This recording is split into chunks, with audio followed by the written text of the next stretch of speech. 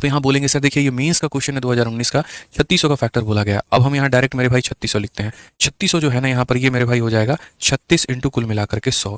अब ये 36 जो है मेरे भाई ये 9 इंटू 4 है, ठीक है। और यहाँ पर अगर हम देखेंगे तो ये जो 100 का मतलब 2 का स्क्वायर इंटू 5 का स्क्वायर होता है।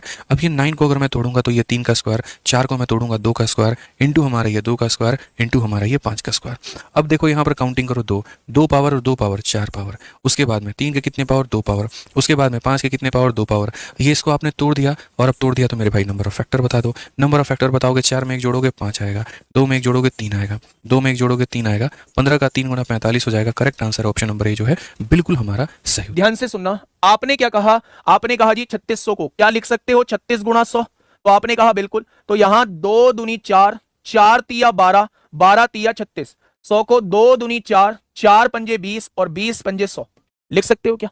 अगर मैं आपसे पूछूं 2 कितनी बार है तो आपने कहा 4 बार है। मैंने आपसे पूछा 3 कितनी बार है तो आपने कहा 2 बार है। मैंने पूछा 5 कितनी बार है, आपने कहा 2 बार है। टोटल फैक्टर पूछ रहा है, 4 में 1 बढ़ाओ 5 आएगा, 2 में 1 बढ़ाओ 3 आएगा, 2 में 1 बढ़ाओ 3 आएगा, 5 तिया 15 तिया 45 हो जाएगा। Option number A.